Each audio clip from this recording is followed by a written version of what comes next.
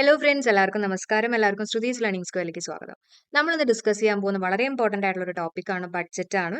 അപ്പോൾ കഴിഞ്ഞ വർഷത്തെ നമ്മുടെ ക്വസ്റ്റ്യൻ പേപ്പേഴ്സ് ഒക്കെ നോക്കിക്കഴിഞ്ഞാൽ നിങ്ങൾക്ക് അറിയായിരിക്കും ബഡ്ജറ്റിനെ ബേസ് ചെയ്തുള്ള ചോദ്യങ്ങളൊക്കെ വന്നിട്ടുണ്ടായിരുന്നു.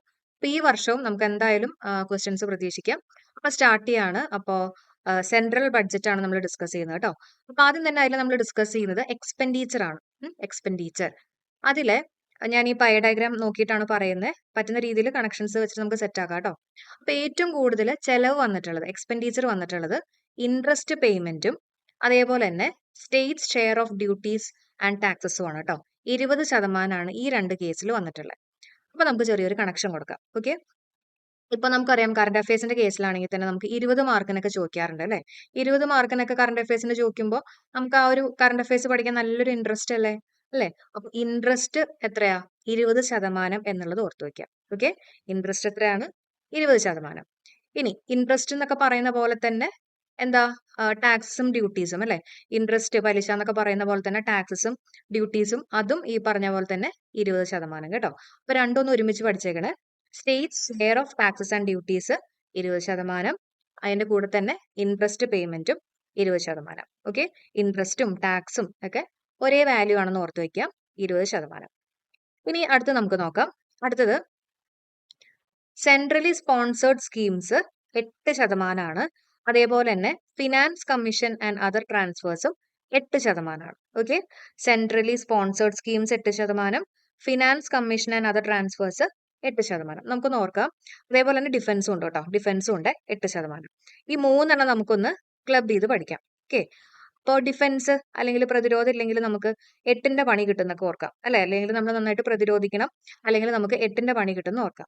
ഡിഫൻസ് 8% കേട്ടോ. അതേപോലെ തന്നെ നമ്മുടെ കയ്യിൽ ഫിനാൻസ് ഇല്ലെങ്കിലും പൈസ ഇല്ലെങ്കിലും നമുക്ക് 8ന്റെ പണി കിട്ടുന്ന ഓർക്കാം. അപ്പൊ ഫിനാൻസും 8% കിട്ടുന്നുണ്ടല്ലോ. ഡിഫൻസ് എത്രയായിരുന്നു? 8%.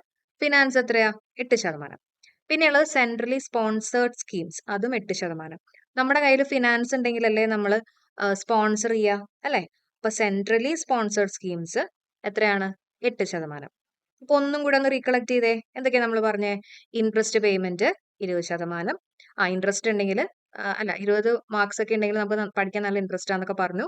അതേപോലെ തന്നെ ഇൻട്രസ്റ്റ് പറയുന്ന പോലെ തന്നെ ടാക്സും ഡ്യൂട്ടീസും സ്റ്റേറ്റിന്റെ ഷെയർ ഓഫ് ടാക്സും ഡ്യൂട്ടീസും 20% തന്നെ അല്ലെ. പിന്നെ നമ്മൾ പറഞ്ഞ മൂന്നെണ്ണം അതേതൊക്കെയായിരുന്നു?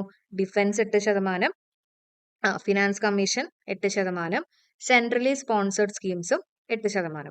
അപ്പൊ എങ്ങനെ നമ്മൾ കണക്ട് ചെയ്ത് പറഞ്ഞ? ഡിഫൻസ് പ്രതിരോധം ഇല്ലെങ്കിൽ 8ന്റെ പണി കിട്ടുമെന്ന് പറഞ്ഞു, പൈസ ഇല്ലെങ്കിലും 8ന്റെ പണി കിട്ടുമെന്ന് പറഞ്ഞു അല്ലെ. അപ്പൊ ഫിനാൻസും 8%, ഫിനാൻസ് ഉണ്ടെങ്കിലാണ് നമുക്ക് സ്പോൺസറിങ് കാര്യങ്ങളൊക്കെ നടക്കുക അല്ലെ. അപ്പൊ സെൻട്രലി സ്പോൺസേർഡ് സ്കീമും 8%. ഓക്കെ ആണല്ലോ, കിട്ടുന്നുണ്ടോ? പിന്നെ സെൻട്രലി സ്പോൺസേർഡ് സ്കീം പഠിക്കുമ്പോൾ അതിന്റെ ഇരട്ടിയാണ് അടുത്ത സെൻട്രൽ വരുന്നത് കേട്ടോ, സെൻട്രൽ സെക്ടർ സ്കീം. അപ്പൊ 8ന്റെ ഇരട്ടി 16. അപ്പൊ സെൻട്രലി സ്പോൺസേർഡ് സ്കീം പഠിച്ചു കഴിഞ്ഞാൽ സ്പോൺസർ നമ്മൾ പറഞ്ഞല്ലോ 8%, അതിന്റെ ഇരട്ടി ആയിരിക്കും എന്ത്? Central sector schemes. അപ്പൊ ഇത്രയും നമ്മൾ കവർ ചെയ്തു കേട്ടോ. ഇനിയുള്ളത് പെൻഷനാണ്. പെൻഷന്റെ 4%. ഓക്കെ, പെൻഷന്റെ പൈസ ഒക്കെ കിട്ടിക്കഴിഞ്ഞ് കള്ളൊക്കെ കുടിച്ചു കഴിഞ്ഞിട്ട് ചിലപ്പോൾ 4 കാലിലൊക്കെ വരുന്നൊക്കെ ഓർക്കാം അല്ലെ. അപ്പൊ 4%. പെൻഷന്റെ എത്രയാണ്? 4%. പെൻഷന്റെ 4%. ഇനിയുള്ളത് സബ്സിഡീസ് ആണ്. സബ്സിഡീസിന്റെ 6%. അതെല്ലാവരും ഒന്ന് പഠിച്ചു വെക്കുക കേട്ടോ. സബ്സിഡീസിന്റെ എത്രയാണ്? 6%. സബ്സിഡീസ് 6%. ബാക്കിയുള്ള എക്സ്പെൻഡിച്ചർ 9%. സബ്സിഡീസ് ഒന്ന് പഠിച്ചു വെക്കണേ. ആർക്കെങ്കിലും ബെറ്റർ കോഴ്സ് കിട്ടുകയാണെങ്കിൽ ഒന്ന് പറയാം കേട്ടോ. സബ്സിഡീസ് 6%. ഓക്കെ ആണോ? എല്ലാവരും പഠിച്ചോ? അപ്പോൾ ഇൻട്രസ്റ്റ് പേയ്മെന്റ് 20%, അതുപോലെ തന്നെ ടാക്സും ഡ്യൂട്ടീസ് ഒക്കെ നമ്മൾ പറഞ്ഞു. സ്റ്റേറ്റിന്റെ ടാക്സും ഡ്യൂട്ടീസും 20%. പിന്നെ 8% മൂന്നെണ്ണം വരുന്നുണ്ട്. ഡിഫൻസ് ഉണ്ട്, ഫിനാൻസ് ഉണ്ട് അല്ലെ. പിന്നെ സ്പോൺസർ ചെയ്യാന്നൊക്കെ നമ്മൾ പറഞ്ഞു, അതും 8%. സെൻട്രലി സ്പോൺസേർഡിന്റെ ഇരട്ടിയാണ് സെൻട്രൽ സെക്ടർ സ്കീംസ്, അത് 16% അല്ലെ. പിന്നെ നമ്മൾ പറഞ്ഞത് സബ്സിഡീസ് ആണ് 6%, പെൻഷൻ 4%, അതർ എക്സ്പെൻഡിച്ചർ 9%. ഓക്കെ ആണല്ലോ. അപ്പൊ ഇതിൽ നിന്ന് വേണമെങ്കിൽ ചോദിക്കാം, അതായത് ഏറ്റവും കൂടുതൽ എക്സ്പെൻഡിച്ചർ ഉള്ളത് ഏതിന്റെയാണെന്ന് ചോദിക്കുകയാണെങ്കിൽ ഇൻട്രസ്റ്റ് പേയ്മെന്റും അതേപോലെ തന്നെ 20% വരണ ടാക്സും ഡ്യൂട്ടീസ് അല്ലെ. സ്റ്റേറ്റിന്റെ share of taxes and duties. Set ആണോ? എല്ലാവരും പഠിച്ചോ? ഇനി നമുക്ക് ഇതേപോലെ തന്നെ ഇൻകം നോക്കാം. അടുത്ത് നമ്മൾ നോക്കുന്നത് ഇൻകം സോഴ്സ് ആണ്. ഓക്കെ, അപ്പോൾ ഇൻകത്തിന്റെ കേസ് പറയുകയാണെങ്കിൽ ഏറ്റവും കൂടുതൽ നമുക്ക് ഇൻകം വരുന്ന സോഴ്സ് എന്ന് പറയുന്നത് ബോറോയിങ് ആൻഡ് അതർ ലയബിലിറ്റീസ് ആണ്. ഏതാണ്? ബോറോയിങ് ആൻഡ് അതർ ലയബിലിറ്റീസ് 28% കേട്ടോ, 28%. അപ്പൊ ബോറോ ചെയ്യാന്ന് പറഞ്ഞാൽ എന്താ? നമ്മൾ ഒരാളുടെ കയ്യിൽ നിന്ന് ഒരു സാധനം വാങ്ങുക അല്ലെ, ബോറോ ചെയ്യണം, തിരിച്ചു കൊടുക്കണമല്ലോ. അപ്പൊ രണ്ടുപേര് തമ്മിലാണ് ഇത് നടക്കണേന്ന് ഓർക്കുക അല്ലെ, ബോറോ ചെയ്യാന്നുള്ള കാര്യം രണ്ടുപേര് തമ്മിലാണ്.